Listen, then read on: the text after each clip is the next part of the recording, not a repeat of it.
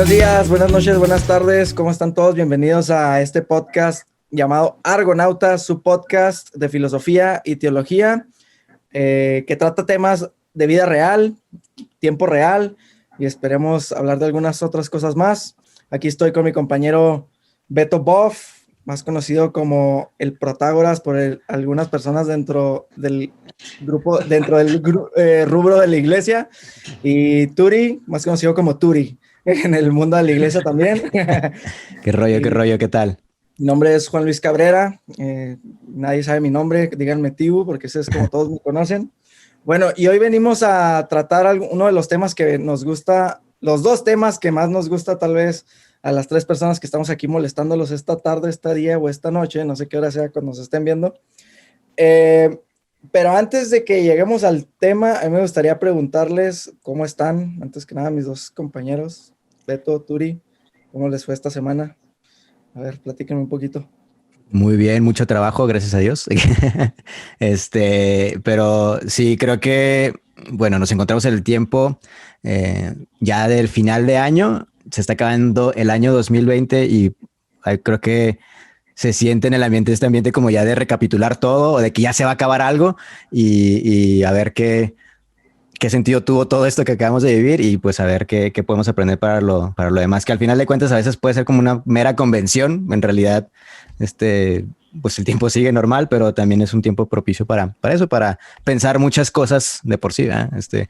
Todo el año hemos estado pensando muchas cosas, pero sobre todo estas fechas. Y aparte es Adviento y un tiempo de mucha reflexión y de preparación. Simón. Sí, estamos a finales de año y yo no me daba cuenta, ya se me había olvidado porque estamos en cuarentenados permanentemente, posiblemente no sé cuánto tiempo más vamos a estar así. Pero Beto, a ver tú ¿cómo ves final del año, México? Ya, este aire apocalíptico en el que ven los recuentos de Facebook, ahí en todos los recuentos que hacen de videos y de recuerdos, ves los nuevos propósitos, los memes de que el 2020 va a tener un 32 de diciembre, ¿verdad? Que se va a alargar por algo. Que por cierto, paréntesis, este año fue un año bisiesto, ¿eh? O sea, sí, o sea, de por sí fue un año pésimo. Se hace todavía peor porque fue más largo de lo normal, entonces, por lo menos un día más largo de lo normal. Así que sí, bastante mal. También los memes de las reacciones que tienen los primeros vacunados que hay en Estados Unidos. Entonces, bueno, pues es así. Yo pienso que es un año que nos va a ayudar mucho a recordarlo. Va a ser muy anecdótico para muchos, triste para otros tantos, pero que va a marcar y que vamos a ser una generación que en un futuro nos van a preguntar que si vivimos en ese año de la pandemia, ¿no? Y ahí vamos a contarlo como viajeros del espacio. Sí. Vamos a estar en los libros de historia, al fin. Por fin, pasó algo interesante, ¿verdad?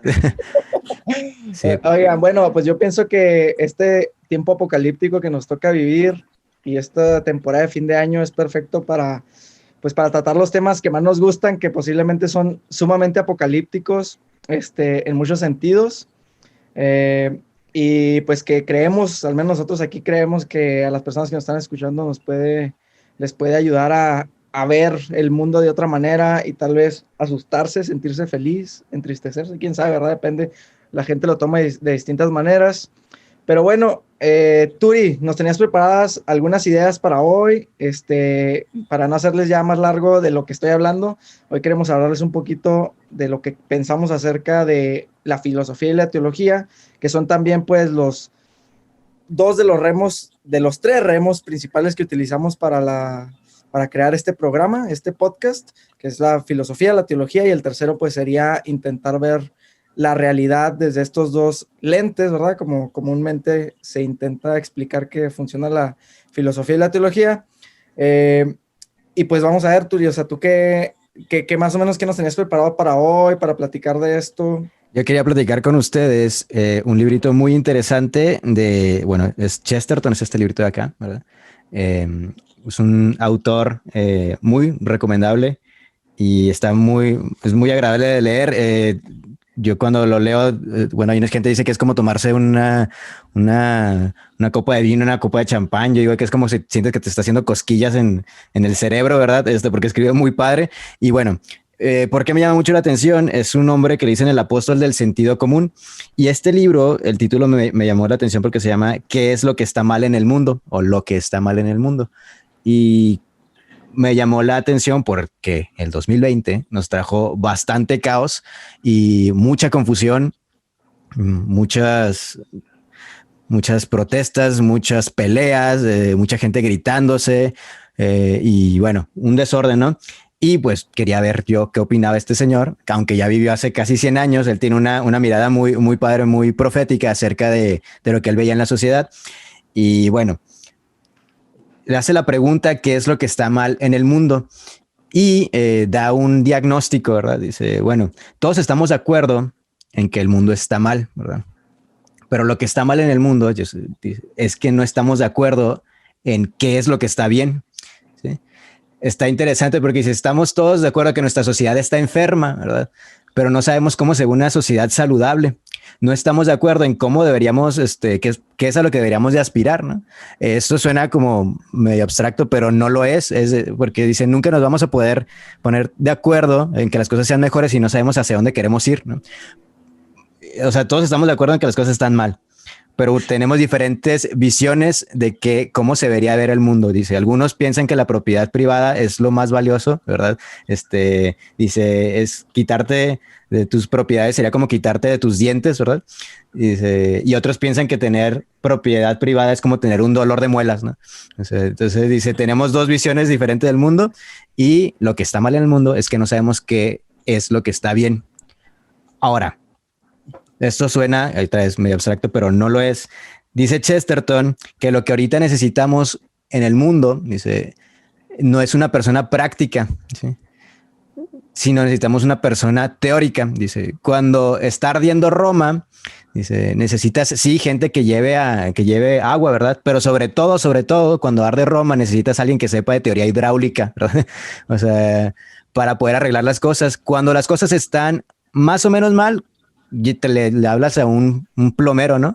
Para que arregle las cosas inmediatas.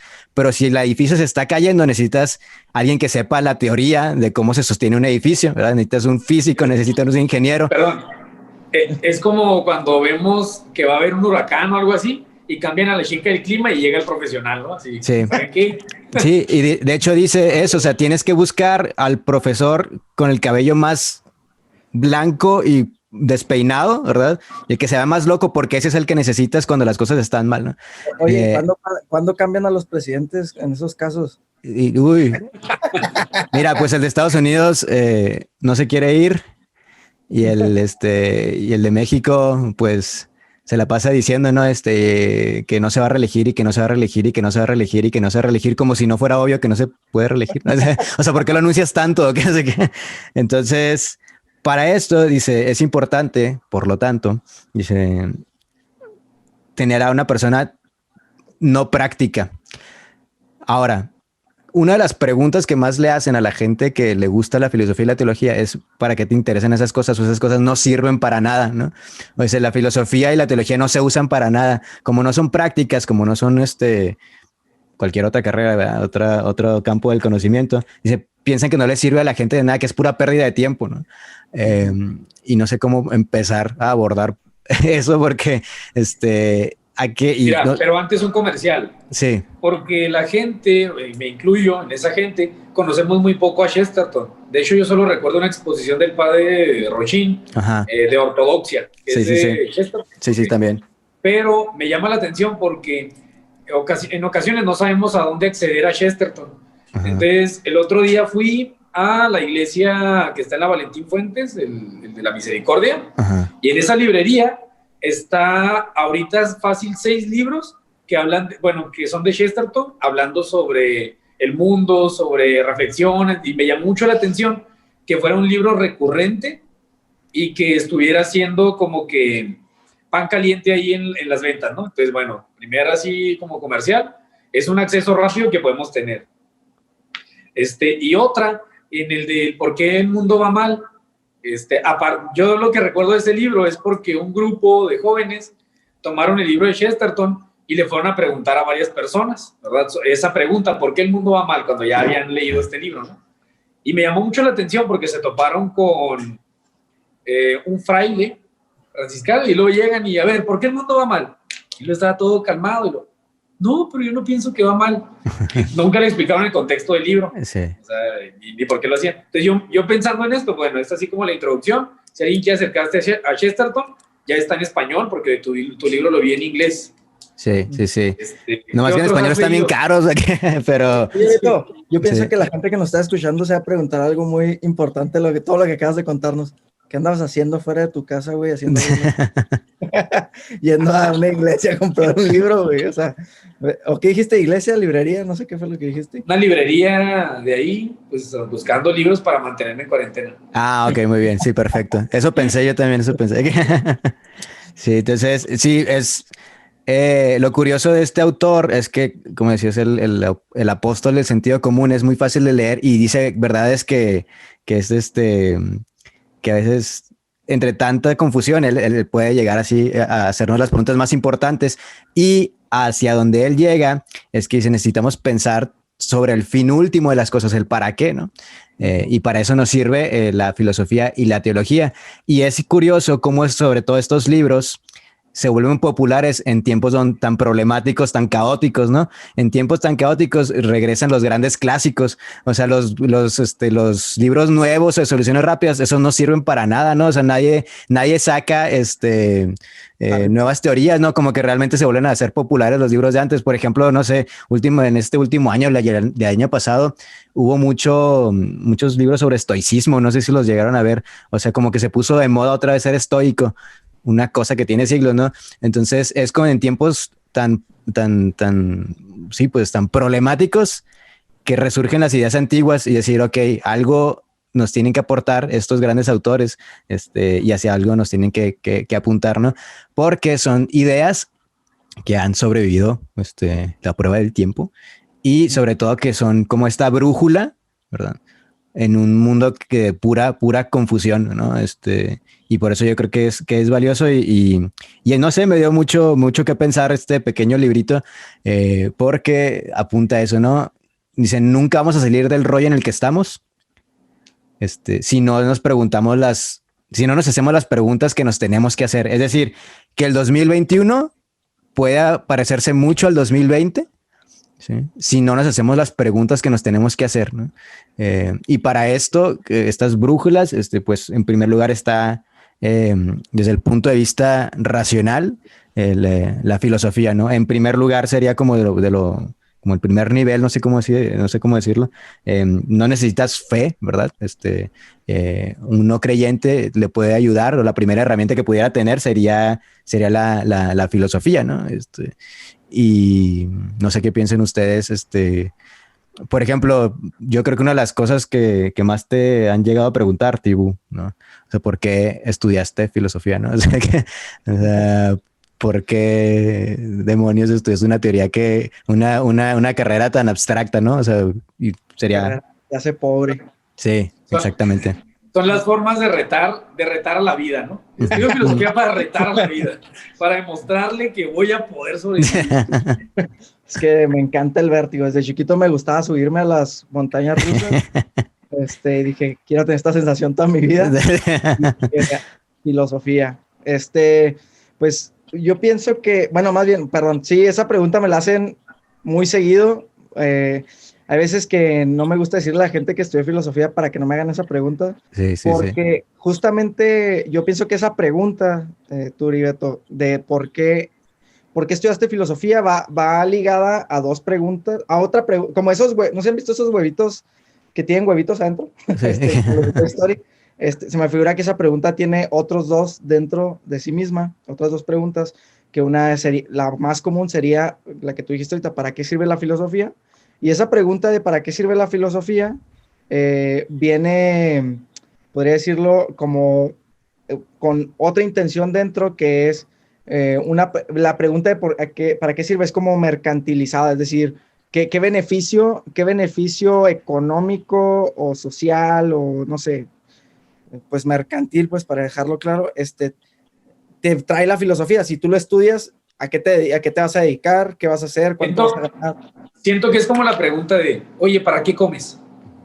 Sí, sí, exacto. No, es por qué comen, es necesario el alimento. O sea, ¿para qué piensas? Es necesario pensar, ¿no? O sea, Sí. Exacto, exacto.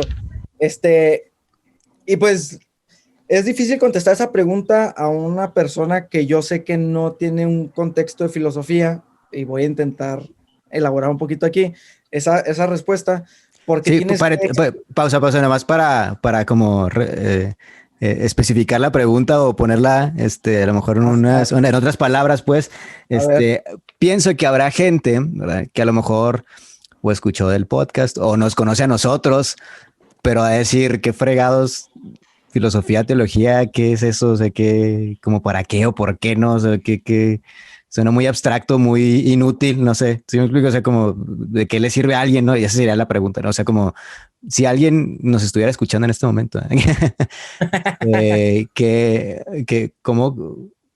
cómo hacer esta invitación a oye, espera, no sé si Beto está tan impresionado que se quedó congelado sí, o solo yo lo veo congelado. está saludando Beto. La Ahorita duda saluda. ya se dio cuenta que lo estábamos grabando y está posando.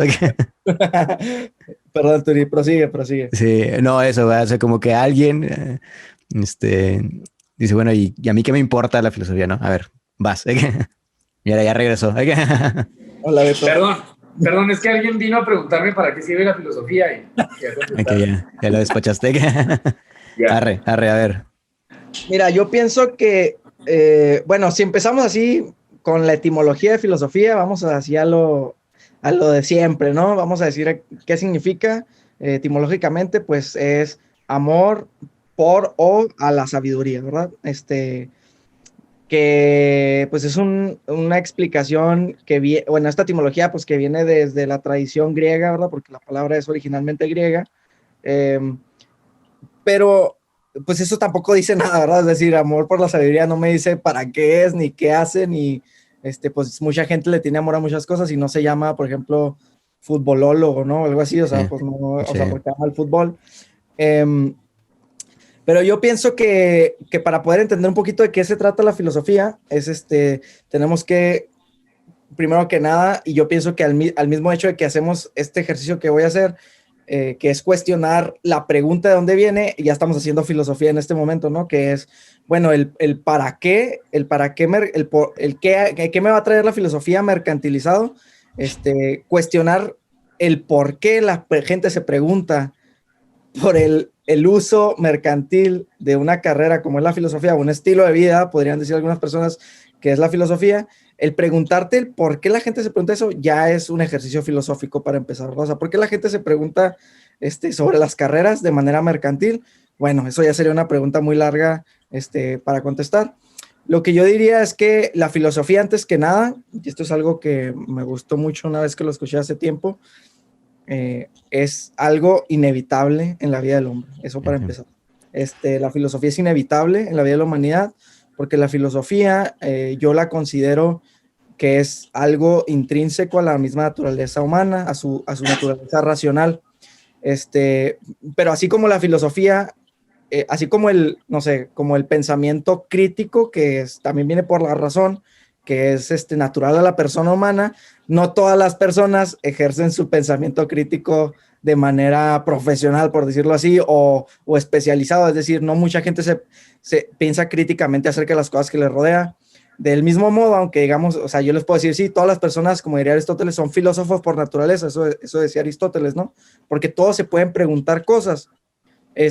Y eso es porque, bueno, para Aristóteles, la filosofía proviene del asombro y de cuando el humano empezaba a ver cosas que le asombraban, se preguntaba por ellas y ahí comenzaba el ejercicio filosófico. Fíjate, bueno, nada más estoy viendo que tal vez la pregunta se podría contestar en negativo. ¿Por qué no nos sirve hoy en día la filosofía? O sea, si la filosofía nos aporta ordenar algunas ideas, tenerlas en cuenta y además preguntarnos por el origen de las cosas y poder ver un poco más amplias las cosas, bueno, ¿por qué no nos sirve hoy en día la filosofía? Porque hoy en día a nadie le interesan los fundamentos, poca gente se asombra por el conocimiento realmente, ¿verdad? Tenemos un cierto desinterés a aprender una cosa, pues no, pues ¿para qué? Pues, Lo que pasa es que No. ahorita ya todo el mundo tiene las respuestas, ¿sí? Ajá, O sea, todo el mundo ya sabe, o sea, ya tiene sus opiniones, ya sabe de qué equipo es, ya sabe de si eres de izquierda o derecha, o sea, ya sabes, entonces ya la gente ya tiene, o sea, ya tiene las respuestas. Eso es lo peor de todo, ¿no? O sea, ese era como que el arma secreta de la filosofía. de la filosofía de Sócrates, ¿no? O sea, que llegaba, ¿me puedes explicar esto? Porque se ve que tú sabes todo, ¿no? Y luego ya los desarmaba y los dejaba así, sin nada. Entonces, sí, yo creo que ahorita la filosofía no le interesa a nadie porque pues la gente ya sabe todo, o sea, ya no se preguntan, simplemente se van por eh, pues por un político o por una postura, digamos, una manera de ver la vida, ¿no? Y ya no, y eso yo creo que es por eso, como ya todo el mundo sabe todo, ¿no? Y nadie se pregunta o nadie duda, por eso creo que estamos como estamos, ¿no? Porque por eso no nos hablamos, por eso no existe este diálogo, simplemente es pura confrontación, ¿no? Pura confrontación. Y por eso es importante, creo que nos ayude la filosofía a cuestionarnos, a preguntar, o por lo menos tener dudas, ¿no? O sea, por lo menos con que tengamos este mínimo de decir, sabes que se me hace que no sé todo, ¿no? Y a veces, bueno, yo me acuerdo de un librito ¿cómo se llama? De Fernando Sabater, que decía que a él le gustaba la filosofía porque le daba más preguntas que respuestas y eso le gustaba mucho. O sea, dice que estaba más satisfecho con las preguntas, ¿no? Las preguntas. Y ahorita yo creo que esa es la bronca que yo veo, que la gente tiene opiniones, eh, pero está muy seguro de ello, ¿no? Y yo creo que una de las cosas que más que este año me sorprendieron fue eso, que yo veía como es que hubieron muchos temas, ¿verdad? Y era como una opinión acá y una opinión acá, y bien afianzados, ¿no? Y yo nada más decía, a ver, espérame un poquito, espérame un poquito. Y si incluso por ejemplo el ámbito de la iglesia, ¿no? Veías gente muy católica con opiniones bastante extrañas, no sé, bastante controversiales. A ver, tienes que votar por ¿no? Por ejemplo, ¿no?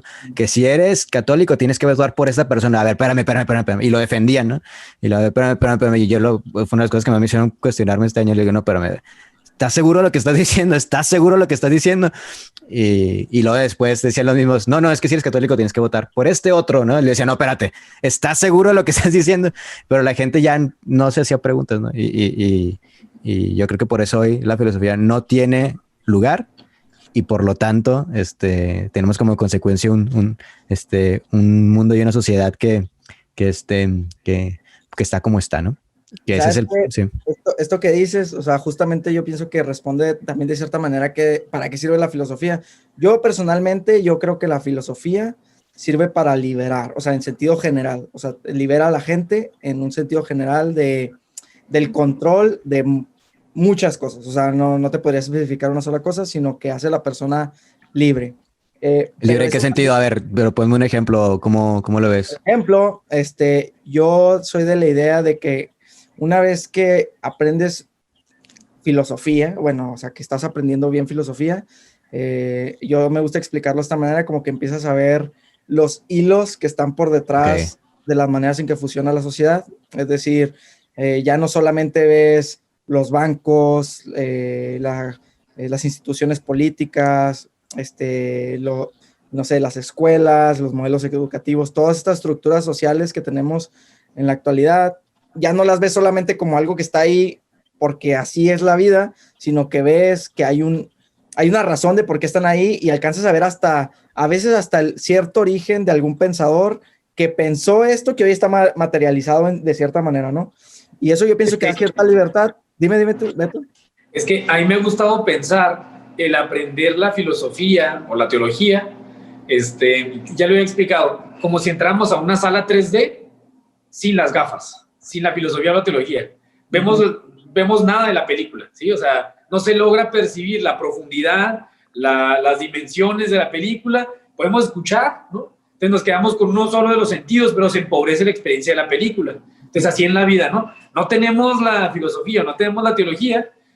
Oye, puedes vivir, claramente puedes vivir, puedes hacer tu vida, pero te pierdes de ver con profundidad algunas cosas de la vida que te da la experiencia del 3D, ¿no? Con esas gafas. Que es ir más allá de lo que aparece en un principio, ¿no? O sea, como que hay detrás de lo que estoy viendo aquí en el celular, ¿no? O sea, estoy viendo estas publicaciones, ¿qué hay detrás de lo que está sucediendo ahí? Y qué ideas, ¿no? Qué manera de ver la vida, qué intenciones bueno, las intenciones no las podemos jugar, sino como más bien intenciones en el sentido de hacia dónde tiende algo, ¿no? Y eso, ¿no? Y eso por eso está padre y por eso es como dices tú, liberador en el sentido de que te libera del momento inmediato, o sea, del responder nada más, o sea, del estímulo-respuesta, nada más reaccionas y reaccionas, o sea, sino te libera de eso y te ayuda a dar un paso hacia atrás, ¿no? Y decir, ok, ¿qué está pasando aquí? Primero pausa, a ver qué está sucediendo aquí, hacia dónde vamos, si vamos por este camino o qué hay detrás de estas ideas que están aquí ahorita en juego y bueno, y qué postura voy a tomar yo frente a eso, ¿no? Y también te libera como del simplista ejercicio de elegir un equipo, como decir, es que yo soy de este equipo o yo soy de estos, ¿no? Y el pensar o el filosofar, no sé, te ayuda a salirte de eso, ¿no? O sea, como decir, no, espérame, no, porque tengo que quedar en una de estas dos opciones cuando en realidad, pues, estoy a favor de algunas cosas de los dos, pero también los dos me caen mal, ¿no? O sea, y por eso yo creo que también es este sentido, o así yo veo este sentido como un poco liberador, ¿no? Te libera del momento inmediato y de simplemente estar respondiendo y te hace como ver, ok, el por qué no. Una vez escuché un sacerdote que explicaba en dónde entra la filosofía en la vida, ¿verdad? Decía, generalmente tenemos la idea, o todas las personas tienen la idea de que, bueno, pues estoy estudiando la prepa, no sé, ¿para qué? Para estudiar una carrera. ¿Para qué? Pues para tener un buen trabajo. ¿Para qué? Pues para ganar buen dinero. ¿Para qué? Y en ese para qué es donde entra la filosofía. O sea, ¿para qué estás haciendo lo que estás haciendo? O sea, en ese para qué estás haciendo lo que estás haciendo, ¿no? Dice, bueno, para ser feliz, bueno, y si te sirve para ser feliz, o qué significa ser feliz, etcétera, ¿no? Entonces, en ese para qué entra la filosofía. Lo malo es que nunca llegamos a esa pregunta, ¿no? En el para qué. Simplemente es como estás otra vez ahí en el mismo mecanismo, ¿verdad? Y ahí encerrado y nunca te logras liberar, ¿no? Y estas preguntas incómodas y molestas del para qué y por qué y qué hay detrás son las que vienen como a interrumpir esa paz y hacerte esa capacidad de asombro, que se percibe o que da placer dentro de la filosofía, ¿no? De preguntarte las cosas y de preguntarte el mundo, preguntarte la vida. Recuerdo un artículo que leí de leer a Dostoyevsky es como descubrir el amor por primera vez. Okay. A ver, ¿a qué sentido? Es como sorprenderte de lo que eres capaz de descubrir y que descubres que un libro o que descubres que una situación es más allá de lo que ves. Y esa sorpresa es la que te provoca la pregunta. O sea, me sorprende que vi esto detrás de este acontecimiento, de este problema, y lo descubrí como de otra forma no lo hubiera descubierto, ¿no? Y te hace preguntarte y se vuelve como una forma de vida el estarte cuestionando, el estarte preguntando por tu alrededor y lo que está sucediendo. Entonces, yo considero que ahí es una forma en la que el espíritu se vuelve más libre, porque es capaz entonces de preguntarse, y digámoslo así, o sea, como que conecta las neuronas y, caray, o sea, hay algo más de lo que veo.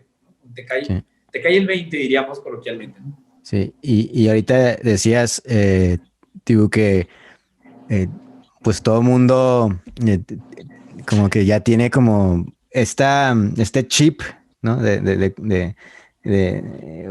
digamos, la semilla de la filosofía y que la podemos ejercer todos, ¿no? A veces se piensa que porque algunos lo estudian y se especializan en eso, solamente los que estudian son capaces de acceder, digamos, a la filosofía o así, o que la filosofía no es para todos, cuando en realidad pues es que pues todas las personas tienen una manera de ver el mundo, tienen una opinión de qué está bien y qué está mal, o de cómo comportarse en la vida, y entonces todo el mundo ya tiene una filosofía dentro. Lo malo, o más bien lo malo es que a veces no cuadran, ¿verdad? O sea, son contradictorias y a veces tienen consecuencias fatales o no son muy buenas ideas. Entonces, por eso es importante como como exprimirla o desarmarlo, no sé.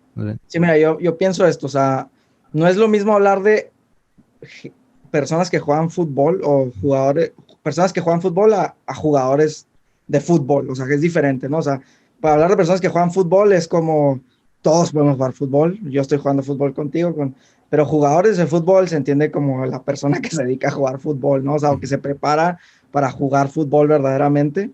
Y yo pienso que así es como funcionan muchas cosas que son naturales al ser humano, y entre todas estas la filosofía, o sea, todos podemos pensar, porque de hecho, o sea, cuando yo les explico algo así de que, bueno, es que es algo natural a la persona, me dicen, entonces, ¿para qué lo estudias si cualquiera de nosotros lo puede hacer? ¿Para qué hiciste una licenciatura, una maestría en filosofía, si cualquiera lo puede hacer sin ir a... Yo pienso que tú puedes llegar, o sea, hacer filosofía sin hacer una licenciatura y una maestría, pero no sin practicar la filosofía, es decir, sin estudiarla, sin prepararte, sin desarrollarla, porque algo muy importante de la filosofía, no sé si ustedes lo han notado, yo hace poco como que me di cuenta, es que el filósofo crea filosofía siempre atado a la historia de la filosofía, es decir, siempre tiene como una autorreferencia constante a la historia de la filosofía, no porque hace historia de filosofía, que es una crítica que comúnmente le hacen a las clases o que se toman en la universidad, así que nomás te enseñan los filósofos, pero no te enseñan a filosofar,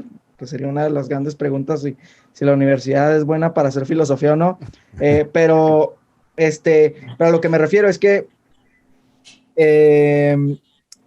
o sea, el punto no es ay, canijo, se me fue la onda lo que está diciendo. Perdón, ¿qué está diciendo antes de lo de que la universidad? Es que me quedé yéndome a la universidad. Ya te trajo traumas. Sí, me dieron flashbacks de la y dije, ¿qué? Estabas hablando de que ¿para qué? Dices, bueno, si todo el mundo puede hacer filosofía, ¿para qué estudias? ¿Para qué lo estudias? O sea, bueno, entonces a lo que me refiero es que no es que tengas que tener un título para ser filósofo. Lo que iba es a la autorreferencia histórica, es decir, no se autorreferencia a la filosofía por hacer historia, sino porque no tiene caso hacerte preguntas desde cero cuando ya hay preguntas hechas en el pasado. O sea, me acuerdo mucho que un profesor que todos nosotros tuvimos ahí en el seminario de filosofía nos decía, todos pueden hacer filosofía, pero no todas las preguntas son filosóficas, ¿verdad? Es decir, no todo lo que te preguntas tiene cierta trascendencia en cuestión de lo que se ha desarrollado ya en la historia de la filosofía, aunque algunos podrían decir, ya poniéndome aquí muy filosófico y crítico, pues que es trascendente para quién, ¿no? Porque, bueno, Julián Marías, por ejemplo, si han escuchado a ese filósofo, un alumno de Ortega y Gasset, español, él decía, y me gusta mucho esto, ¿verdad? Para los que nos están escuchando, ¿cómo se empieza a hacer filosofía o cuáles son las preguntas de la filosofía? Y este vato decía, Julián Marías decía, la pregunta de la filosofía es la pregunta que a ti te interesa. Es decir, la pregunta que a ti te mueve es así como tú te inicias en la filosofía. Porque, por ejemplo, yo me acuerdo que, no sé si a ustedes les pasó, en el seminario, pues nos enseñan a los filósofos, pero realmente había preguntas que hasta ahorita todavía leo algunos temas de filosofía y digo, esto no me interesa para nada, pero hay ciertos temas que como que esas cosquillas que tú decías en el cerebro, Turi, o sea, que te hace, es decir, como que algo que te interesa. Entonces, dice Julián Marías que la filosofía se hace, tú te encuentras con la filosofía cuando hay una pregunta que te molesta en la vida o te asombra o hay algo que no te deja dormir. Eso. Es decir, eso ahí comienza el primer paso para empezar a preguntarte por las cosas y luego posiblemente llegar a pensamientos más profundos y filosóficos, porque también la filosofía, rápido, nomás para no irme aquí con la clase. Pues está tu monólogo, está chido. A ver, pásale. Apunta aquí en el pizarrón esta idea. Pues tiene un método y tampoco hay que olvidarnos de eso, ¿verdad? Como cualquier otra disciplina, también la filosofía tiene un método o varios métodos, ¿verdad? Porque también... Bueno, los que nos están escuchando van a decir, pues te está contradiciendo todo lo que estás haciendo, lo estás preguntando, pues ese es el problema de la filosofía, es como tipo esquizofrénica, se la pasa peleando consigo misma, a cada momento, y es importante la filosofía porque es la única, o lo maravilloso de la filosofía es que es la única que se pregunta por sí misma, es decir, si le dices a un biólogo, ¿qué es la biología? El momento que intente contestarte eso, no está haciendo biología, sino está intentando hacer filosofía. Es decir, si le preguntas a un abogado qué es el derecho, no O sea, qué es lo que hace el derecho? ¿O qué Sí, es, no cómo se hace, derecho? sino qué es, ¿no? O sea, ¿Qué es? O sea, en ese momento deja de ser abogado y es un protofilósofo, ¿verdad? Entonces, eso es algo interesante y por eso la filosofía también se le llama la madre de las ciencias, porque a través de las preguntas ha creado otras ideas que se han convertido en ciencias en algún punto, Yo ¿no? estoy así como que armando lo que hemos venido hablando, esto último así de la filosofía, y me quedo así con la frase de, las ideas tienen consecuencias, ¿sí? O sea, si yo tengo una idea así como tal de justicia, para mí la justicia es que todos tengan exactamente lo mismo, una especie como de comunismo disfrazado, olvídense, o sea, la sociedad y como yo interprete la vida y como...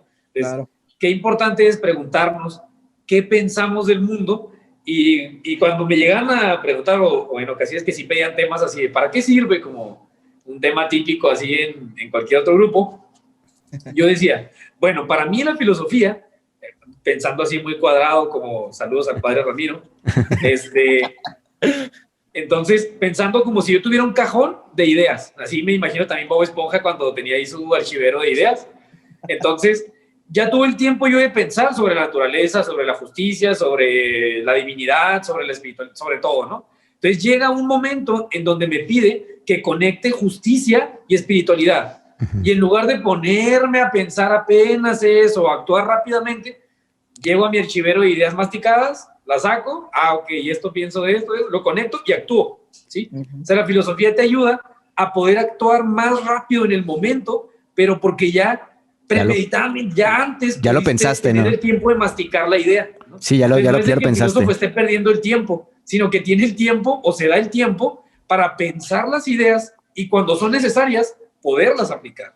Sí, sí, o sea, es pensar las cosas y ya cuando tienes un poquito de fin, ok, por esto pienso lo que pienso, este, bueno, y eso me va a ayudar a actuar en consecuencia, como dices tú, ¿no? O sea, pero ya lo mastiqué, ya lo pensé, ya lo reflexioné, y ya cuando me vienen dos ideas distintas o dos situaciones distintas, dos opiniones, dos situaciones, dos voces, no sé, así, ok, ya sé yo que esta voz de aquí es contradictoria o no tiene mucho sentido o como consecuencia va a traer esto y por lo tanto ya estoy mejor me abstengo, ¿no? Ya no le entro a eso, ¿no? Ahora, ¿por qué entonces es bueno estudiar en los filósofos, no?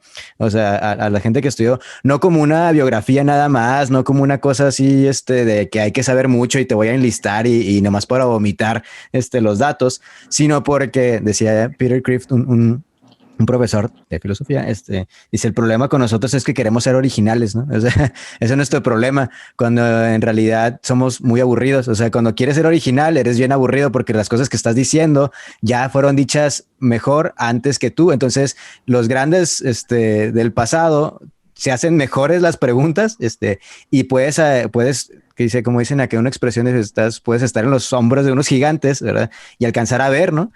Por eso es interesante conocer el pensamiento, no para copiarles todo o para, no sé, tomarlos como palabra de Dios, sino simplemente porque te ayudan a ver la vida de diferente manera. Y está padre que incluso toparte con filósofos o pensadores que piensan diferente a ti.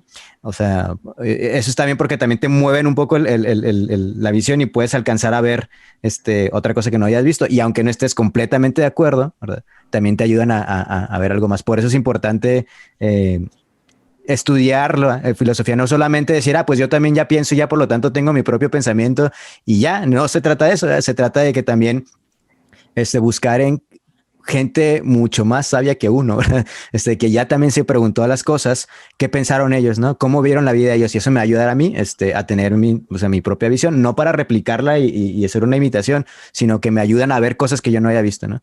Y bueno, y aparte que hay algunos que o sea, que nos resulta muy interesante y muy divertido ver cómo pensaban otros, ¿no?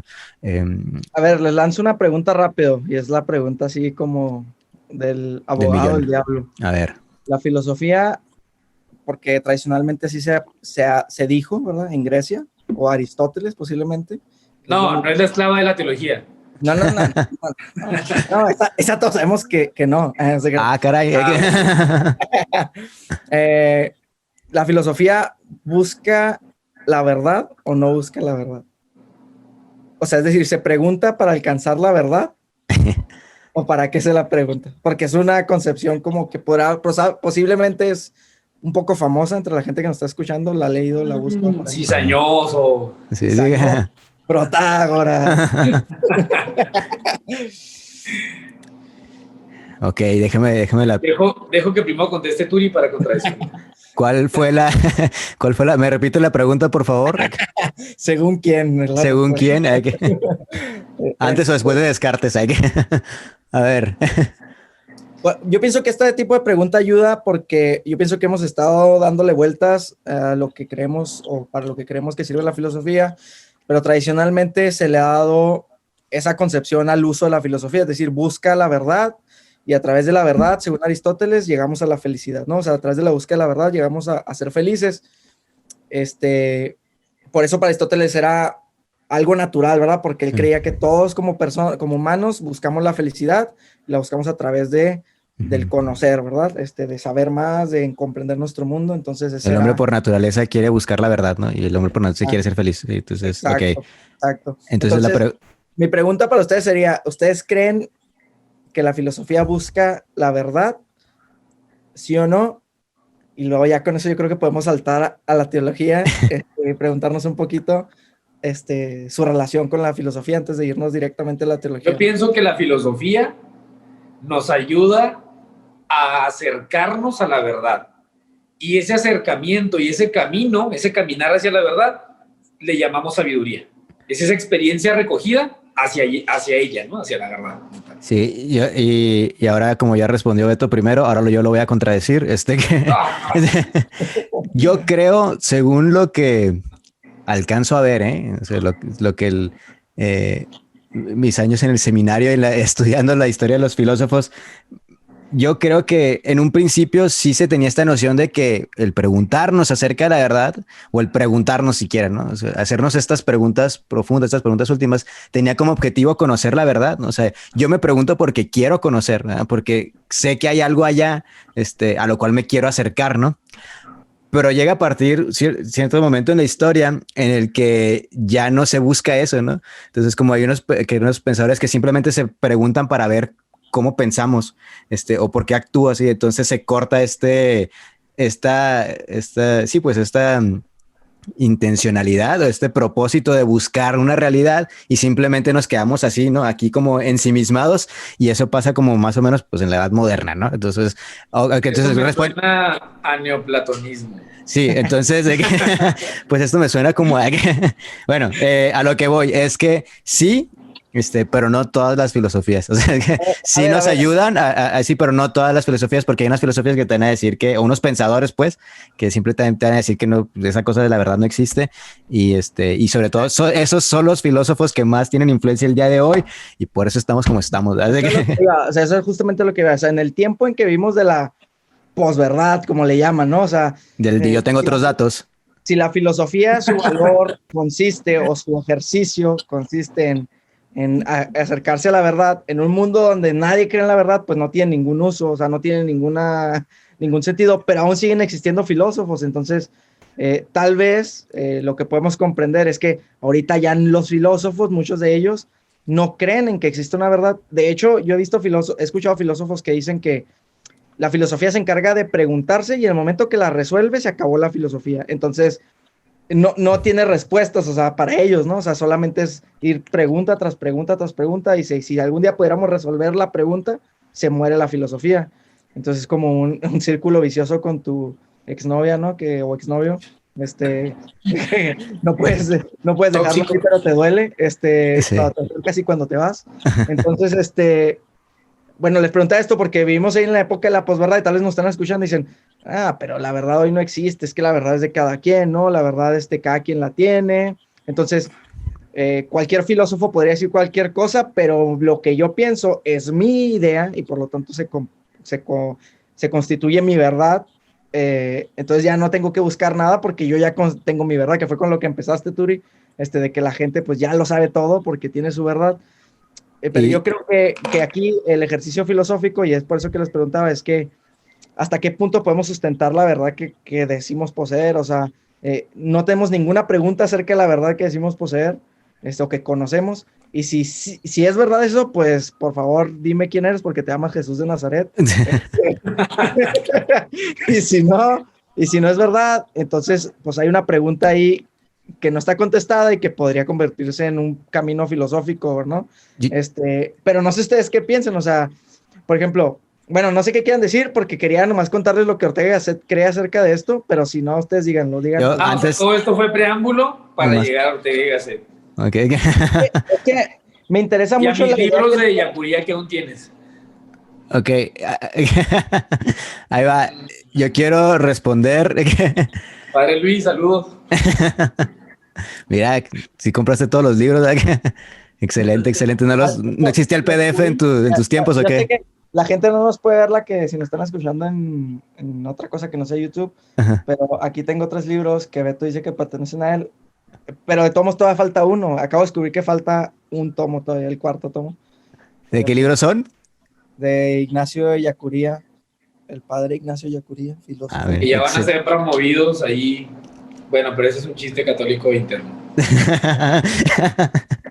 Oigan, Católico Geek. pero antes, para calibrarnos Okay. cómo estamos en filosofía, se va a ganar este Quijote de madera, que cualquiera de los dos que primero diga la definición de hombre de Boecio.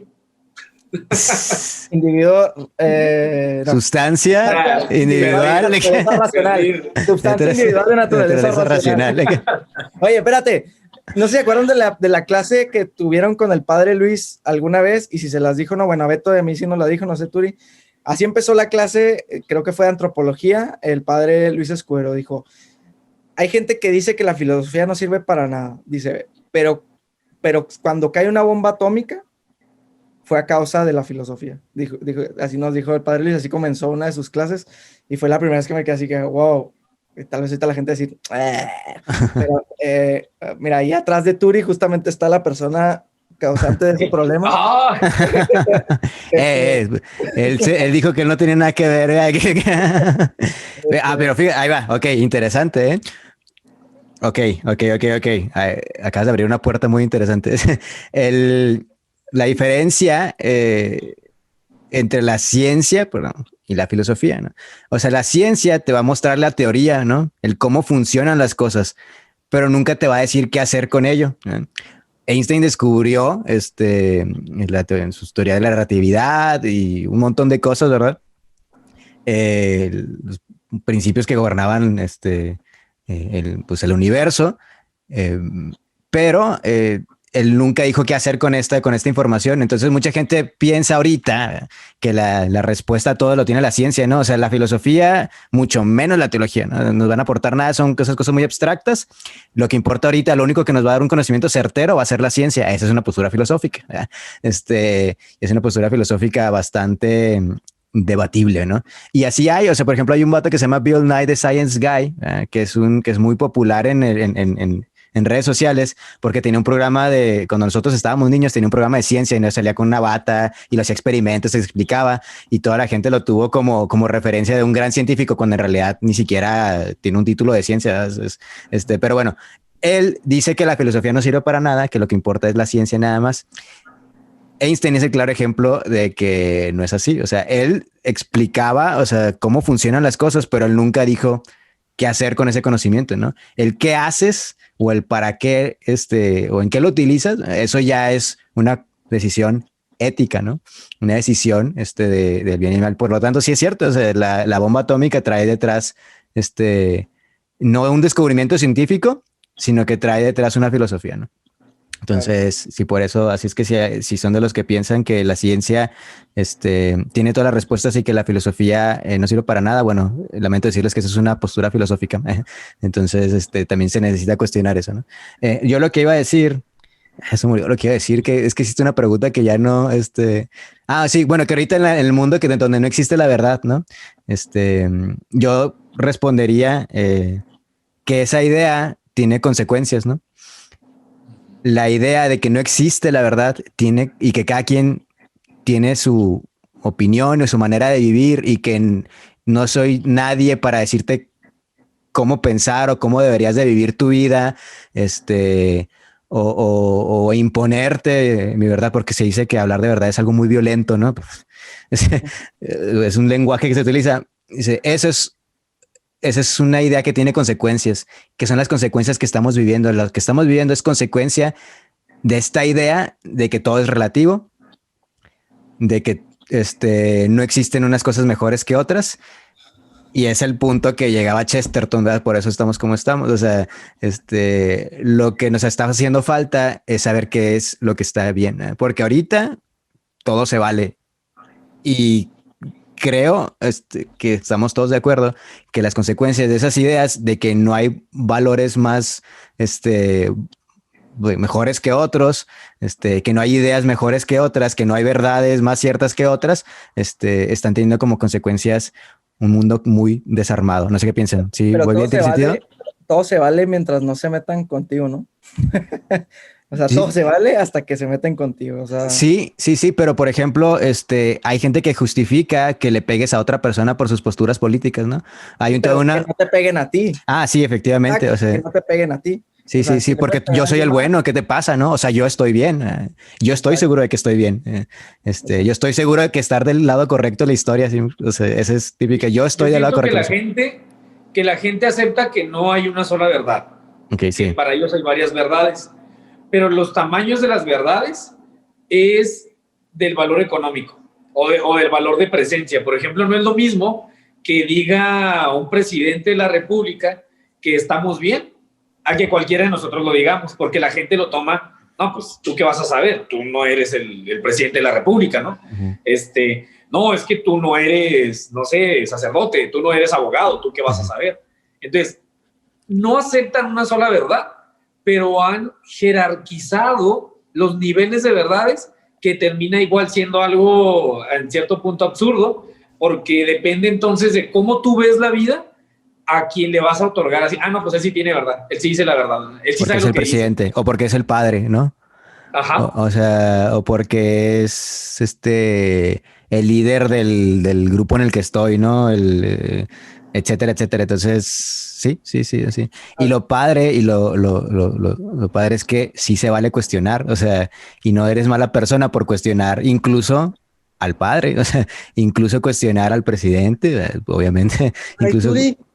¿cómo? Entonces, incluso cuestionar a cualquier figura de autoridad no tiene nada de malo cuestionar, que cuestionar no es algo malo, no es como para picarle, simplemente es preguntar, o sea, es, bueno, ¿y cómo está esto, no? Y sí, o sea, sí, creo que también es una postura filosófica que tienen diferentes, y le otorgamos diferentes tipos de credibilidad dependiendo de quién sea, ¿no? Oigan, y así como ustedes dicen, bueno, como ustedes dicen, pues como estábamos hablando, que todos en algún aspecto tenemos esa capacidad de filosofar, de ser filósofos, de igual forma también tenemos la capacidad de ser teólogos. Okay. Incluso, pienso que todo mundo en algún punto es teólogo. No necesariamente por afirmar, o sea, un ateo para mostrar esa postura necesita negar algo, ¿no? O sea, entonces, ante esa negación ya mostró una postura. Entonces, en ese sentido, pues ya tiene algún conocimiento y puede emitir entonces un juicio, ¿no? Pero bueno, para mí, en algún aspecto escondido o más velado, todos tenemos esa capacidad de ser teólogos también. Y el ser teólogo aquí yo lo veo incluso en un aspecto general, espiritualidad. O sea, todos tenemos la capacidad de ver más allá de lo material, ¿verdad? Y si todos tenemos esa capacidad, también tenemos la responsabilidad de estudiarlo. Entonces, a mí últimamente me ha venido a la mente, las próximas generaciones, incluso entre nosotros, va a ser raro el que hablemos de cosas más allá de lo material, ¿no? No vamos a poder hablar, por ejemplo, lo vemos hoy en día con los recortes al presupuesto de todo lo de las artes, ¿verdad? Las artes que expresan algo más allá del hombre, que es más allá de lo científico y técnicamente puro, expresa algo que es inexpresable de cualquier otra forma. Las artes, el escribir, el pintar, la escultura, muestra algo que el hombre no es capaz de describir tan sencillo. Entonces pienso que las siguientes generaciones vamos a tener un problema de comunicación serio porque nos vamos a tener que limitar, vamos a volver hablando de la historia de la filosofía y mezclando esto como el círculo de Viena, ¿no? Nada de lo que no sea tangible es admisible en la razón. Y va a ser una crisis fuerte en la que vamos a entrar porque ya las generaciones van a crecer así. Los niños, y nos vamos a topar ya de grandes y va a Pues ser la generación que nos va a tocar hacer fuerte. Sí, ya de por sí las clases, creo que de filosofía se recortaron, ¿no? Porque pues ¿para qué sirve la filosofía? Pues si era nomás era aprenderte fechas. A mí me tocó la clase de filosofía, pero nomás era aprenderte fechas de nacimiento y todo, ¿no? Entonces, creo yo que esa sería la siguiente pregunta, ¿no? Primero está, ahorita, como que lo que decías tú, Tibu, o sea, ¿existe una verdad a la cual quisiéramos llegar? O sea, entonces yo creo que sería el primer nivel, que es la filosofía, y después entremos al nivel más profundo, que es la teología, ¿no? Que la teología es entrar a esta dimensión o esta área o este campo de batalla, que sería esta verdad trascendente, ¿verdad? Y es que nos trasciende a todos, ¿no? Y sería una observación interesante saber, o que para muchos les será nuevo o les será curioso saber que de hecho los teólogos, ni siquiera los teólogos dicen que tienen la verdad, ¿eh? O sea, nosotros como creyentes no decimos tenemos la verdad absoluta de las cosas, no es cierto. O sea, Ratzinger dice no, o sea, nadie puede decir que tiene toda la verdad. A lo mucho podríamos aspirar a que la verdad nos posea a nosotros, ¿verdad? O sea, nosotros podemos estar así, pero nadie va a tener todas las respuestas. Nunca, ni siquiera el teólogo, ni siquiera va a tener las respuestas absolutas de todo. No sé. De hecho, esa parte, también Ratzinger habla de la dinamicidad de Dios. Dios es dinámico, no es estático, no es un objeto que ya no se mueve, es inerte. No. En ese sentido podemos concebir la trascendencia como algo dinámico, y las ideas tienen consecuencias, porque si pensamos poseer en absoluta verdad como teólogos, no sé, ya estamos hablando de algo casi muerto, ¿no? Y ahí volveríamos a la filosofía con Nietzsche, y hemos matado a Dios y lo poseemos. Sí. A ver, pero espérense. Yo pienso que sería importante, tal vez para los que nos están escuchando, que explicaran un poquito, pues, qué entienden por teología, o sea, o que nos lo explicaran un poquito qué es la teología en general, o sea, para poder saber, porque bueno, o sea, gente podría decir, bueno, la teología es pues el estudio de Dios, posiblemente. El catecismo, bueno, ¿no? El catecismo de primera comunión, ¿no? O sea, las confis. Biblia, no sé, la Biblia, y esa es la teología, la Biblia, o lo que estudian los padrecitos, más. Ok, Beto terminó la teología, entonces yo creo que él está mejor posicionado para contestar. ¿Qué es la teología? Terminé con ella. Va. O acabó contigo, no sé qué. O acabó conmigo. Miren, Gustavo Gutiérrez dice... Ya empezaste mal. No es cierto, amigos, no es cierto. Un obispo muy reconocido. Ok, muy bien. Muy bien. Que la teología no es una tarea individual. Cualquier otra ciencia, porque la teología es una ciencia, podemos estudiarla y bueno, pues la estudio, este es el manual, esto es lo que aprendí. Pero la teología no puede ser una tarea individual. Dice que es una función comunitaria, ¿sí? Es decir, es lo que yo capto de la trascendencia de Dios, ¿verdad? Pero en colectivo, es decir, implica la experiencia, y ahí es muy de Karl Rahner, ¿no? La teología como experiencia. Y nosotros nos basamos dentro de una iglesia, que es la católica, nos basamos en lo que es el magisterio, que es lo que han dicho desde la historia de la iglesia desde hace mucho tiempo, en lo que dice la Biblia, y también la experiencia y la razón. Son los 4 pilares, así con lo que, las 4 patas de la mesa en lo que se sostiene la teología, ¿no? Pero a mí siempre me ha gustado ver así la teología, como es una forma de ordenar la experiencia que tenemos de Dios, ¿verdad? Es eso. Y, o sea, si te vas a la etimología, el teos, logos, que es el estudio de Dios, ¿verdad? Es como si una primera aproximación, pero estudio con todas las de la ley, ¿no? O sea, es estudiarlo realmente, cuestionarte y saber que para eso, para conocer, necesitas también la experiencia, tu propia experiencia, la experiencia de más personas, lo que se ha dicho y sobre todo lo que Dios ha revelado, ¿no? O sea, eso sería como la parte importante de la teología, que no nada más es el uso de la razón, sino que además se estudia o se conoce lo que Dios ha dicho de sí mismo, ¿no? Ahora, eso también es o sea, bueno, entonces, ¿cómo que Dios ha hablado, no? ¿Cómo que Dios se ha comunicado? Por eso, entonces se estudia a partir de la razón, pero también estudiamos la revelación, lo que Dios ha dicho de sí mismo. Pero Mira, algunas materias de la teología, sí, por sí, ejemplo, muy bien. no solo, la gente en ocasiones tiene la idea de que la teología es solamente estudiar la Biblia. Pues la teología tiene otras materias muy interesantes, por ejemplo, lo que es la escatología, Sí. que es lo último, cómo vamos a morir, cómo vamos a presentarnos a la trascendencia. Esa Sí. es una de las materias. ¿Cómo va a acabar todo, no? ¿Cuál es el final de la película? ¿Cómo va a acabar todo? Otra de las materias, por ejemplo, es la eclesiología. ¿Qué dice Dios de cómo nos debemos de llevar como seres humanos aquí, ¿no? Como iglesia? Entonces, son varias materias que van componiendo la ciencia teológica. La antropología bíblica, por ejemplo, ¿no? Eso también está... Antropología bíblica, cómo está compuesto el hombre, ¿verdad? Cómo fue creado. Ahí viene lo de los mitos, por cierto, ahí entre paréntesis. Hay algo con lo que me gusta atraer a la gente cuando me toca dar la clase de Biblia, que hablan de los Anunnaki, son las preguntas que tiene la gente. Es que en la Biblia habla de los Anunnaki, de los gigantes que habitaban antes, es verdad. Entonces uno se pone a leer un poquito más y es una forma de, ahí viene en el Génesis, creo, ahí en la parte de la Biblia, en el capítulo 2, viene especificado que los gigantes en aquel tiempo eran vistos como los reyes. O sea, los reyes eran pintados gigantes porque así los veía la gente por la riqueza que poseían. Entonces no es algo así que había extraterrestres y que llegaron. Entonces, aprender un poco más de esta ciencia te ayuda a quitarte este tipo de como mitos mal empleados, mal hechos, que sí te van haciendo como escéptico ante una verdad, ¿no? O sea, sí, ¿cómo la Biblia va a hablar de un marciano, ¿no? Eso es, o sea, es como es entender, ¿no? O sea, la teología está en contra, bueno, nosotros como católicos estamos en contra de del fideísmo, ¿no? Del de tú créalo porque lo tienes que creer y porque así es y tú tienes que tener fe, ¿no? Eso no se trata, ¿no? Nosotros queremos que la fe es razonable, o sea, que la fe se puede preguntar, se puede conocer, ¿no? Que es razonable. De hecho, dice Santo Tomás de Aquino, creo que ya lo mencionamos alguna vez, que si tu fe contradice la razón, no es una fe auténtica.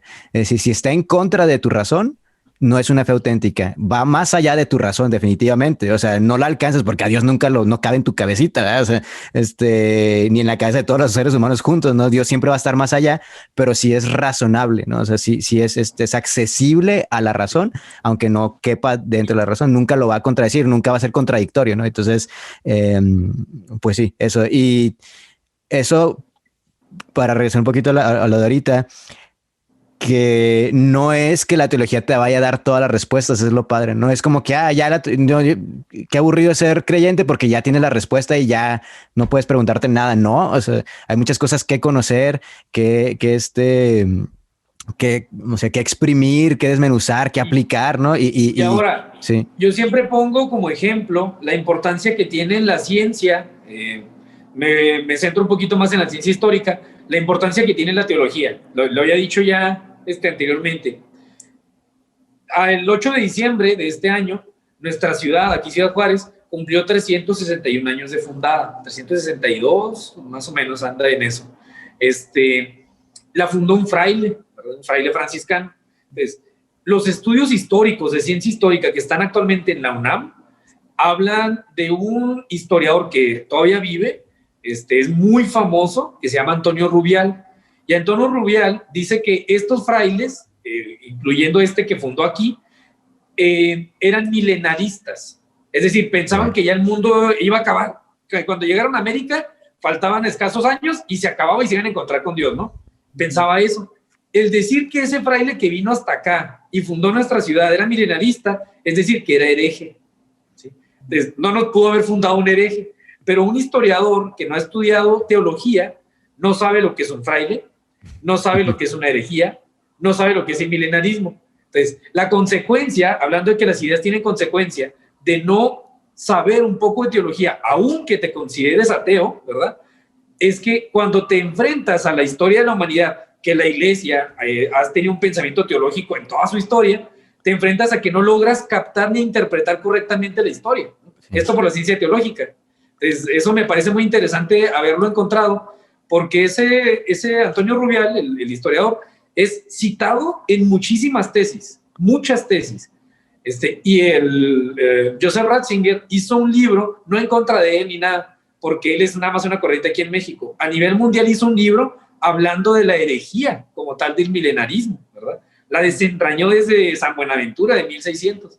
Entonces, cuando me topé yo con esa lectura y me topo ahora en la ciencia histórica, una lectura de este tipo que reduce la historia de nuestra ciudad, hombre, me quería dar así como que... Sí, es como los que afirman, ¿verdad? O sea, que la iglesia está en contra de la ciencia, ¿no? Que porque que la fe está en contra de la ciencia. Bueno, eso es una pésima teología también. O sea, simplemente conocer la teología te das cuenta que no, o sea, que al contrario, que se necesita una visión teológica de un mundo impregnado de racionalidad para empezar a buscar racionalidad en el mundo, ¿no? O sea, asumes que el mundo es inteligible, entonces tiene una idea teológica detrás, y mucha gente, por no saber la teología de la iglesia, dice, no, es que la iglesia siempre está en contra de la ciencia. No, o sea, si conocieras un poquito de teología, te darías cuenta que la ciencia, es que la teología católica, bueno, en su mayoría habrá uno que otro hereje, pero en su mayoría siempre está abierta a la razonabilidad y nunca está en contra del cuestionarse, ¿no? Y bueno, y ahora quisiera... Oye, sí, que mencionas esto rápido, que dices la teología católica, a mí me gustaría hacerles una pregunta, tal vez para aquí poner un poquito difícil las cosas, a ver qué me pueden decir.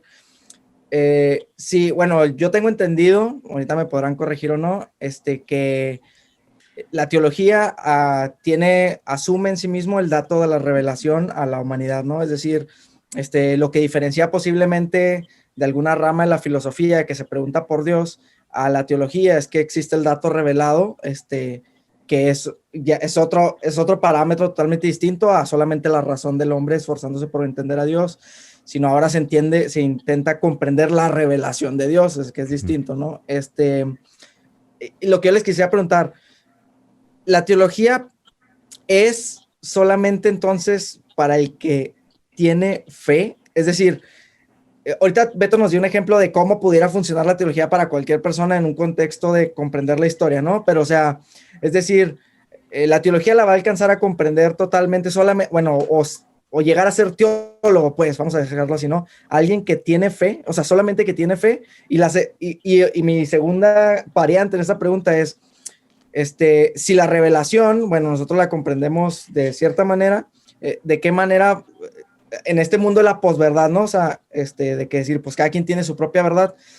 ¿Cómo ustedes entenderían la relación, pues, entre las tres teologías de las tres religiones reveladas? Es decir, o sea, ¿cómo hay esta relación de verdad cuando hay tres religiones que hacen teología desde un punto de vista de la revelación, ¿no? Es decir, o el judaísmo, el islam y el cristianismo. Y no sé si hay otro tipo de teologías, o no sé cómo funcionen, de religiones o religiones naturales o no reveladas. No sé o sea, ¿cómo le explicaríamos esto a la gente? Entonces, gente que no cree, o sea, que no tiene fe, o que es judía, o que es musulmán, no sé, ¿verdad? Algo así. Bueno, mira, ahí me ha gustado pensar lo siguiente: una persona que estudie teología sin fe. Sí. Cuando llegas y te preguntas por qué un fraile franciscano, para fundar en 1659 esta ciudad, caminó todo lo que conocemos como la Panamericana, en aquel entonces se llamaba Camino Real, tierra adentro, ¿verdad? Muchísimos kilómetros, aproximadamente desde la Ciudad de México. ¿Por qué caminó 2 semanas sin parar? ¿Qué lo motivó a llegar acá? Una persona que estudia teología, cuadradamente sin fe, va a decir porque el superior lo mandó a fundar un pueblo.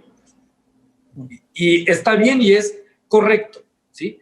Pero una persona que tiene fe va a pensar, además de que sepa la teología, porque quería llevar la misión de Jesús y fue lo que lo motivó a caminar 2 semanas descalzo hasta esta tierra y fundar la misión, sabiendo que implicaba su vida y que nunca más iba a volver a su tierra una vez pisado aquí América, ¿verdad? Entonces, esas dos perspectivas siempre me ayudan a ver, claro que una persona sin fe puede estudiar la teología, pero una persona con fe estudiando teología va a poder ver con mayor profundidad algunas cosas. Específicamente yo me centro en la historia, pero va a haber más ramas, ¿no? Sí, siempre es la del fraile que camina.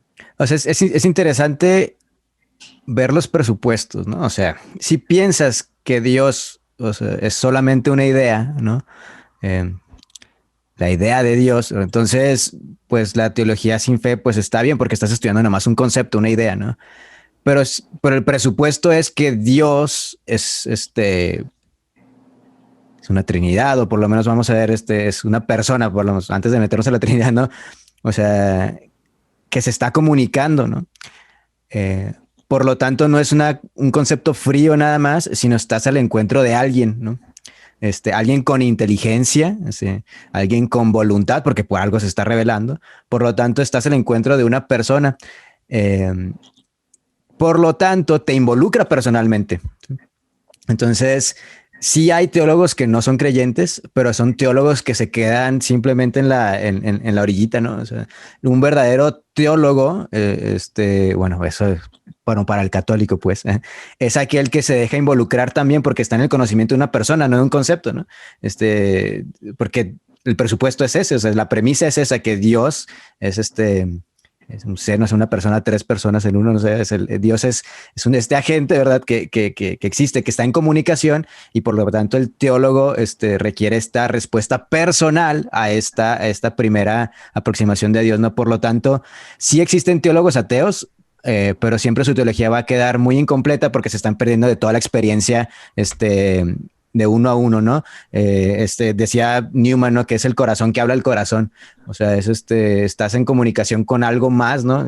No nada más con un concepto frío. Entonces, pero no significa que una persona que no tenga fe, se pueda perder de estos escritos, ¿no? Tibu, ya nos has platicado antes de cómo existen gente no creyente, que les interesa mucho las ideas teológicas. Pienso, por ejemplo, en Zizek, ¿no? Que es muy popular ahorita, como el rockstar, ¿verdad? Que aunque no es creyente, pues le respeta mucho. Más para decir, es el que se escribe Zizek, ¿va? Pero Zizek. Nos pusimos fancies con los nombres. Sí. Y estoy seguro que tampoco se pronuncia Zizek, pero ya lo dijimos así. Pero él, que no es creyente, le interesa la teología. También, por ejemplo, otro, hay muchos, ¿no? Camille Paglia, que es una filósofa, escritora, pensadora feminista, atea, le interesa mucho la teología y tiene un respeto enorme por la religión. Jordan Peterson, por ejemplo, que es muy popular ahorita. ¿No crees que tal vez se debería distinguir, bueno, esta distinción que está haciendo entre un teólogo y el teólogo que no se pierde, que intenta no perderse de nada, o sea, el más verdadero, por decirlo así, requeriría que en realidad la diferencia, porque yo pienso, o sea, si tú me dices, un teólogo que no tiene fe, pues para mí es igual o lo mismo, o tal vez no igual, pero muy cercano a lo que es un filósofo, o sea, no tendría mucha diferencia. Tal vez podríamos distinguir entre, no sé, como que lo que me estás explicando me hace pensar en que un teólogo verdadero tiene que tener el elemento de un proceso místico, por decirlo así, o sea, de relación con la persona con la divinidad, ¿no? La persona divina que está estudiando, o sea, va más allá de un simple estudio racional, sino un estudio experiencial de una relación con eso que estás estudiando. Sí, ¿por qué? Porque el conocimiento que tienes de este campo que estás explorando, que es la teología, es más profundo, más cercano a eso que es, cuando ya tienes la experiencia, ¿no? Y sí, yo creo que un teólogo sin fe pudiera ser un filósofo que le agregas un elemento más, ¿no? O sea, una idea más, y simplemente la va a pensar, y esa es mi opinión, no sé, por eso para mí un teólogo sin fe sería eso, que no tiene nada de malo, o sea, se vale, se vale, pero no que esté prohibido hacer eso, pero yo creo que sí sería como un filósofo que le agregas una cosa más que pensar. Sin embargo, o sea, pues, pienso, por ejemplo, en Santo Tomás de Aquino, ¿no? El alcance que él tuvo, las ideas que él tuvo, tiene una genialidad, un chispazo, no sé cómo decirlo, o sea, que solamente puede venir de que el vato se topó con algo, y solamente leyendo estas grandes obras, estos escritores, te das cuenta que los vatos se toparon con algo, ¿no? Incluso con algo que dejan de escribir. Pienso también, por ejemplo, en Pascal, Pascal, que de repente escribe, ¿no? Bueno, no sé si en los pensamientos, pues en otro lado, que escribe, ¿no? Fuego, o sea, nomás empieza a escribir fuego, tuve una experiencia y ahora lo he recibido, ¿no? Kierkegaard, que en algún momento de su vida, tiene esta experiencia con algo externo que lo interpela, y cambia su pensamiento. Entonces, esta experiencia con algo externo, sí creo que cambia por lo menos la especie de teólogo que se es, y llega a una profundidad que la persona que no tiene la experiencia, difícilmente o imposible. Estamos hablando del interés que han tenido personas no creyentes en la teología. Pero a mí lo que me cuestiona también es personas creyentes que no tienen interés en la teología. Okay. Eso lo veo y yo pienso que en ocasiones yo he hablado de que jugamos a un Tinder católico. Okay. Vamos a discriminando. ver, hay que ¿qué grupo juvenil? ¿Qué? ¿O qué? Ay, no, vamos discriminando las ideas de acorde a la idea, muchas veces muy pobre, que tenemos de Dios. Entonces, somos unos herejes muy modernos porque ya no existe la Inquisición para quemarnos en la hoguera, pero seguimos siendo herejes. Por ejemplo, el jansenismo, que es una herejía que era del siglo XVII por un obispo jansenio, habla de que Dios es inalcanzable y que aparte de inalcanzable es una parte muy puritana, es un Dios muy puritano, ¿no? Y que en cierto sentido esconde una predestinación de que ya eres bueno o malo. Entonces esa herejía está muy bien ubicada, pero hoy en día nos consideramos muchos, o se puede considerar a alguien, como el elegido para sacar o para meter dentro de la iglesia, ¿no? Así como que no, tú eres bueno, tú eres malo, tú eres bueno, tú eres malo. Y en ese sentido yo lo veo como esa parte del juego, ¿no? Del Tinder católico. Yo decido quién es bueno y yo decido quién es malo. Y ese puritanismo es una herejía, ¿verdad? Y como no lo hemos podido ir asimilando más, finalmente somos herejes modernos. Sí, claro. Yo había pensado, obviamente que no estoy intentando decir que esto es realmente lo que estoy diciendo, pero yo he pensado últimamente que, bueno, últimamente, pero en fin, lo he pensado que una de las herejías probablemente modernas que tal vez no nos hemos dado cuenta que existe de manera muy palpable dentro de la iglesia, dentro de muchos de nosotros, es creer que Dios piensa como yo pienso. Es decir, como que se asume que si yo quiero esto y como Dios me ama, Dios piensa como yo pienso, porque me ama tanto que si yo creo que esto es bueno, pues Él lo debe creer también, ¿no? O sea, nos justificamos. Exacto, o sea, divinizamos nuestra razón como que la unificamos a la de Dios como si Dios realmente se acomodara a la manera en que nosotros... Es como la crítica que no me acuerdo quién hacía, que decía que, no sé si era Feuerbach, que de hecho nosotros hacemos a Dios, hacemos a nuestra imagen y semejanza, ¿no? O sea, que hacemos a Dios, lo hacemos a nuestra imagen y semejanza. Y neta, sí se ve muy seguido eso, ¿eh? O sea, Dios piensa con mis ideas políticas, ¿no? O sea, Dios piensa con mis ideas así de que está bien y que está mal, ¿no? Y sí. Okay. De hecho, deberíamos hacer un programa, una plática de herejías modernas, ¿no? De que estaría hecho, interesante. Hay un libro de un teólogo, ahorita me acuerdo, es muy bueno, es de antropología teológica, pero habla de las nuevas herejías cristológicas. Y también salió un documento del Vaticano en el 2016, o 2018, perdón, que se llama Placuit Deo, ¿verdad? Dijo Dios en el latín, y habla del neoplatonismo y del neopelagianismo. Eso me parece muy interesante porque ya está hablando de nuevas herejías, ¿no? Entonces, ten cuidado porque hay nuevos herejes. ¿Hacia dónde vas? ¿Hacia dónde vas? Así que... Pero no es para condenar, sino para ver las ideas que tienen consecuencias. Pensar que me voy a salvar por mi propia voluntad o por mi propia naturaleza es neopelagianismo. Y el neognosticismo es pensar que no necesito más, simplemente Dios me va a salvar. No es mi parte humana la que se va a salvar, es mi parte nada más espiritual y me quedo yo esperando porque me considero muy bueno. Y es una pasividad mortal, ¿no? ¿Cómo?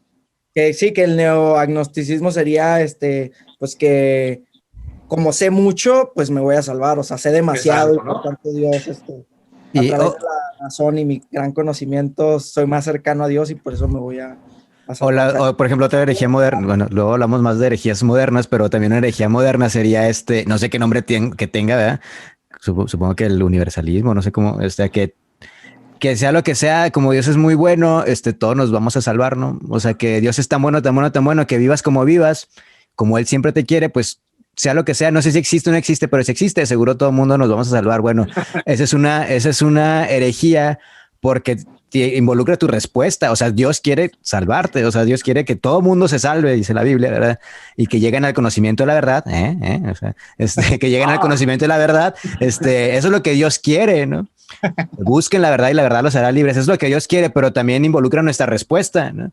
O sea, Dios quiere que tú te salves y llegues al conocimiento y la verdad, pero también involucra nuestra respuesta y nosotros le podemos decir que no. Y decía Ratzinger también, otra vez citándolo, y creo que lo vamos a citar toda la vida, él decía, eso es lo más trágico de la libertad humana, que le puedes decir que no, o sea, y Dios va a respetar esa respuesta. Tú le puedes decir que no, y por eso es enorme la responsabilidad que cada uno de nosotros tenemos, ¿no? No sé, Ya me acordé, los dos teólogos, que por cierto uno de ellos ya recibió un premio en el Vaticano, el premio Ratzinger y así, es Olegario González de Cardedal. Así. Okay. Él tiene el de Nuevas Cristologías, y Juan Luis Ruiz de la Peña, que tiene el de Antropología Teológica. Hay un capítulo, un libro chiquitito que hace no sé si es uno de ellos, pero es un librito chiquito, que plantea el problema, que en realidad es bioético, pero si lo vemos teológico, también es interesante, sobre dónde reside el alma, se preguntan, ¿no? Entonces, hacen un trasplante de cabeza a todo un cuerpo, ¿verdad? Y bueno, ¿cómo se va a llamar esa persona? ¿Como todo el cuerpo o como la cabeza? ¿Y cuál es la conciencia que queda? ¿O el alma? ¿Ya se partió o qué lo compone? Entonces, el hacer estas preguntas y el tener ubicadas algunas de las ideas nos ayuda a dar respuesta, porque estas son problemáticas que ya se vienen en estos tiempos próximos, ¿no? En el futuro, y etcétera. Algo que no quería perder también de vista, que no podemos perderlo, es la teología está para dar esperanza. Una teología que no da esperanza se desdice a sí misma. Una teología del pecado, no, todo es pecado, todo el mundo está condenado, no es teología, ¿sí? Es nada más una moral de 10 mandamientos reducidos que Cristo superó, ¿verdad? Entonces no entendemos la teología si no damos esperanza.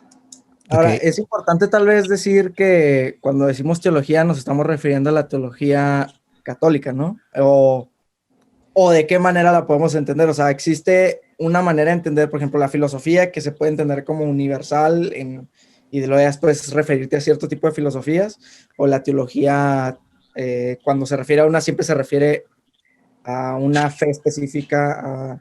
Bueno, sí, solo por el cristianismo estamos hablando de una teología que dé esperanza. Cada teología, incluso cuando hablaban de las 3 religiones más grandes, por ejemplo el Islam o los musulmanes tienen otra. Esto nada más, voy a poner otro paréntesis ahí que me parece interesante. Bíblicamente la gente... Es lo que quieres.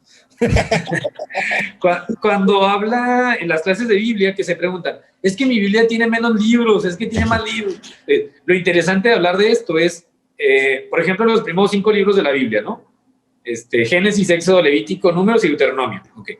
Los protestantes, o bueno, las personas, sí, los protestantes como tal, hablan, o los evangélicos hablan de 6 libros, agregan el libro de Josué, y la gente piensa, pues nada más le añadió, nada más le quitó, pues es lo mismo, puedo seguirla leyendo, puedo seguir pensando así. Pues no, porque ellos tienen la idea de que la tierra prometida es lo más grande que puede haber, ¿sí? Entonces, y para nosotros lo más grande es la figura de Moisés en esos 5 libros, porque en Moisés se da el sacerdocio, entonces por eso ellos no tienen tan importante los sacramentos o el sacerdocio, porque la raíz de su religión es otra, ¿sí? De su denominación cristiana, ¿no?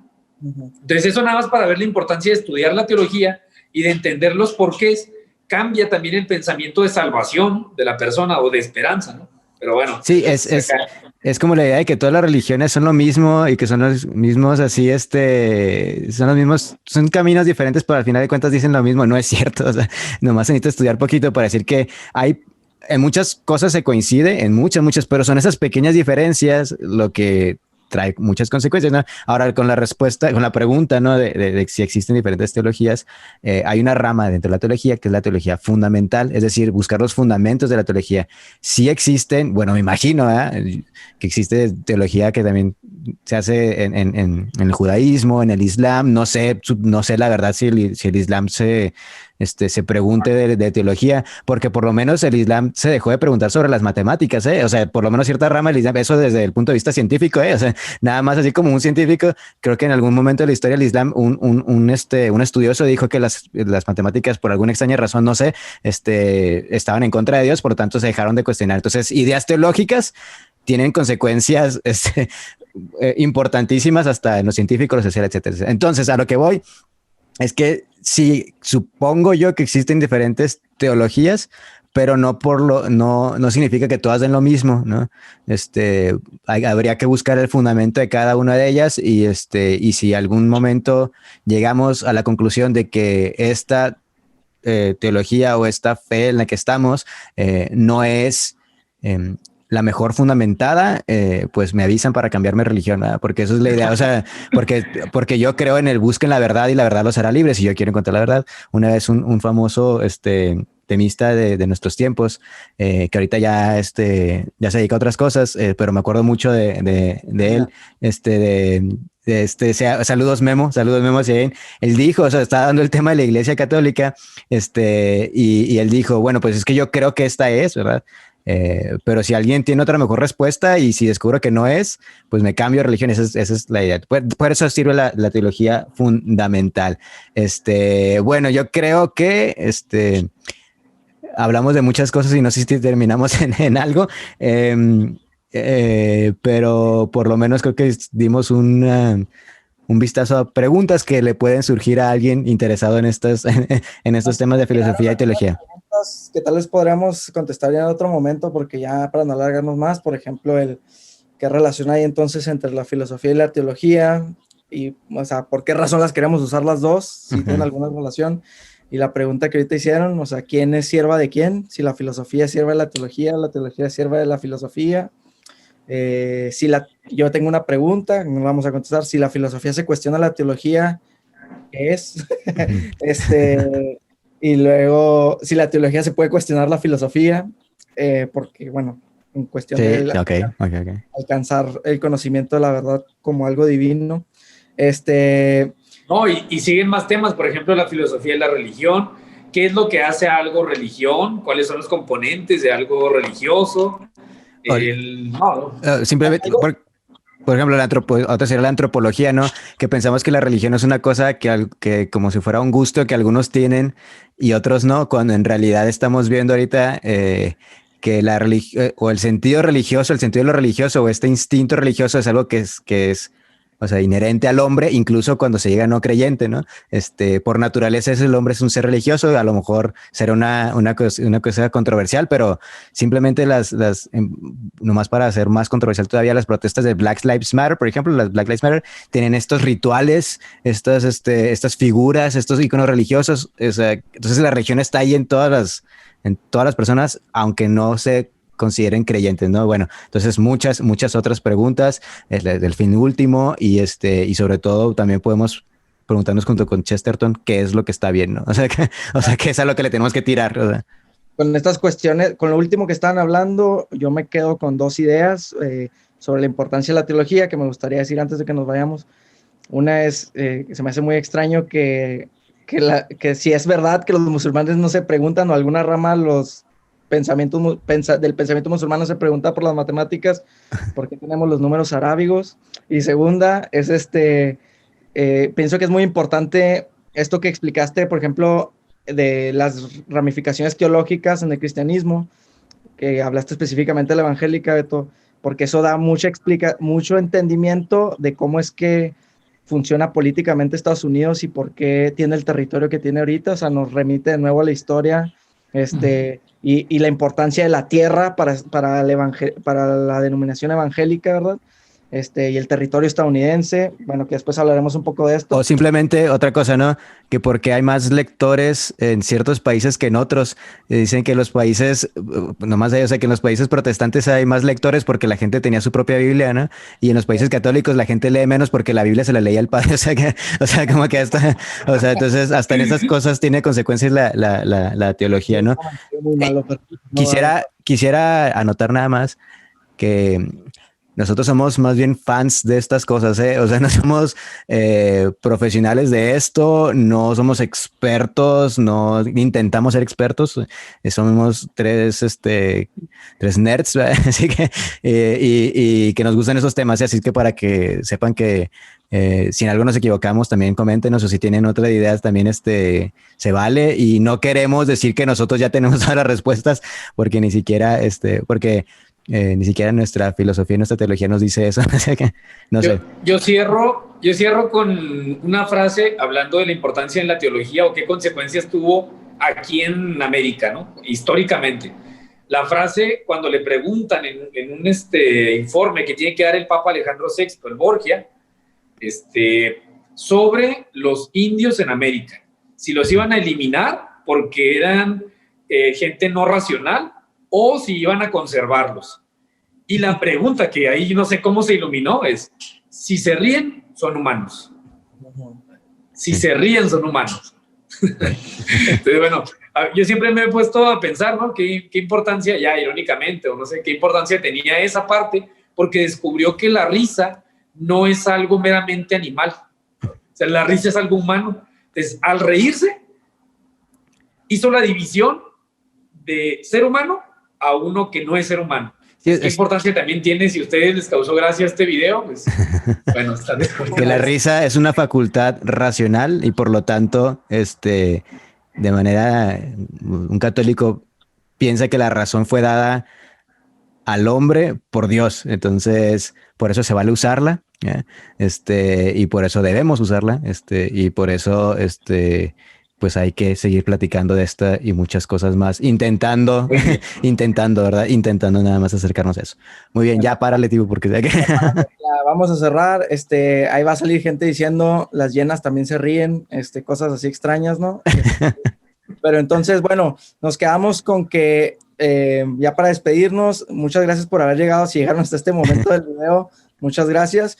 Les pedimos que cualquier idea que tengan para el programa, que les interese escuchar, algunas preguntas, que nos digan, ideas de temas, nos las manden, nos las pongan ahí en el Facebook. Turi, el Facebook es, dínoslo. Argonautas, el podcast. Así nos encuentran en Facebook. Estamos por abrir las otras redes, es decir, vamos a buscar dónde más mandar toda esta información que tenemos aquí, que no sabemos qué hacer con ella. Muchas gracias, nos quedamos con la idea de la filosofía y la teología, que van a ser las dos ramas con las que vamos a analizar el mundo desde este podcast. Como dijo Turi, no profesionalmente, más como fans, o como diría el Padre Roshin, aficionados, somos unos aficionados. Saludos al Padre Roshin. Saludos, Padre Roshin. Deberíamos poner una imagen aquí del Padre Roshin.